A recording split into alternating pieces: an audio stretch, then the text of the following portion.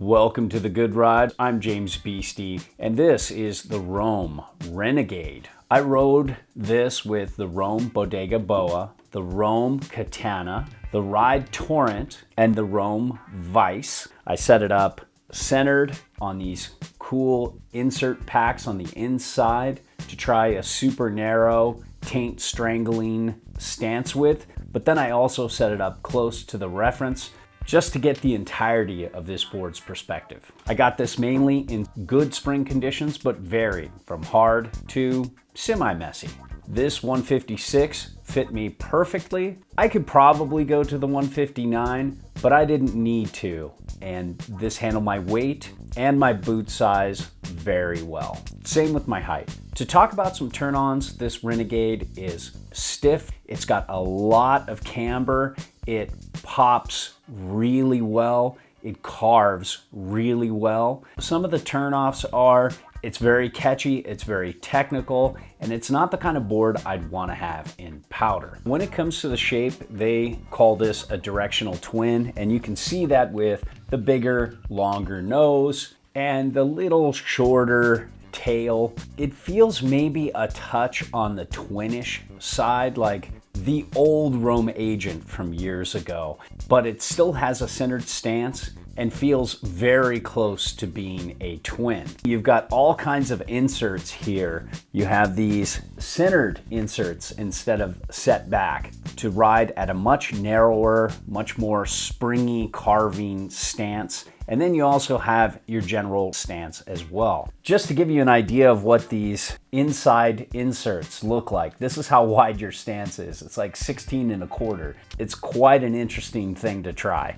You have a very healthy bow of camber. This is old school full camber, and you just have a very catchy, very technical ride, but you get full camber and there's a lot of benefits to that. The edge hold is pretty good. There's no real disruption in this side cut. It has good grip though. So when we're looking at the flex of the Rene-Gade, it is pretty stiff. It feels stiff throughout the board. There's lots of pop. It takes a little bit of work to access this, but not as much as you'd think. I found that it was pretty easy for me to engage into an ollie with this. It's not that easy to butter, it's more for getting air and carving. It does have a very damp personality that can handle hard micro bumpy snow and soft uneven snow pretty well. When it comes to turn initiation, I felt this was pretty quick edge to edge, especially for 9 boots and a 56, but it's not the fastest.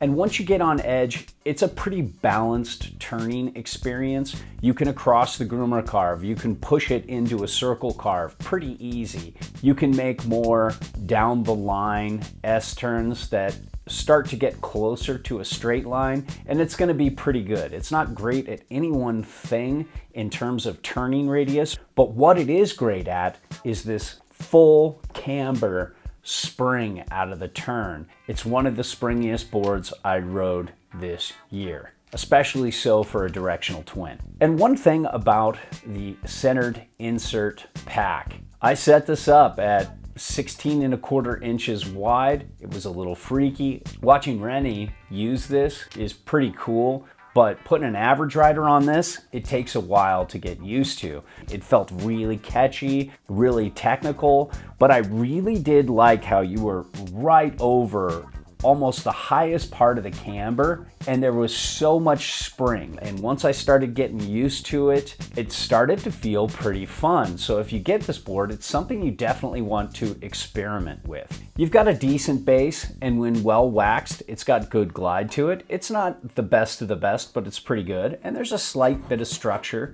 that helps in all conditions. So when it comes to powder, you're just looking at too much camber for my personal taste. You can see there's a little more nose than tail. It's gonna try to help you with float, but you've got so much camber here, you're really whiskey dicking it into the powder, and it'll be a cartwheeler for most. You still get some decent setback on board, so if you're comfortable with riding full camber, and a lot of old school rippers are, you can set this back here with the inside insert packs and then set it here. And at a 20.25-inch stance width, you can get negative 2.875 inches back from center of board. So you're about right here. That's not bad, but look at all this camber. It's a real hard way to ride powder. I've done this a lot back in the day when everything was camber, and I don't ever want to go back to it. This board rides switch really well. This would be a fun board in the pipe and a fun board for hitting kickers, not a board I want to jib with.